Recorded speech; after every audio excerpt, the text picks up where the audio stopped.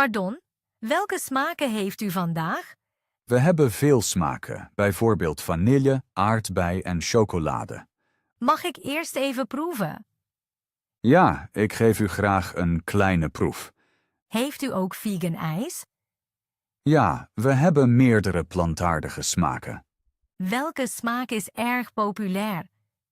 Veel gasten houden van fruitige smaken. Is er ook ijs zonder suiker? Ja, we hebben een lichte variant. Waar kan ik de prijzen zien? De prijzen staan op het bord boven u. Krijg ik het ijs in een beker? Ja, beker of hoorntje. Wat u wilt. Is het hoorntje knapperig? Ja, het wordt elke dag vers gemaakt. Heeft u ook toppings? Ja, we hebben noten, sauzen en stukjes. Mag ik 2 smaken mixen? Ja, u kunt meerdere smaken kiezen. Heeft u ook drankjes? Ja, we hebben water, sap en koffie. Mag ik buiten zitten? Ja, buiten zijn er veel plaatsen. Waar kan ik geserveerd ijs bestellen? Dat kunt u vooraan bij de toonbank doen. Kan ik ook iets warms krijgen?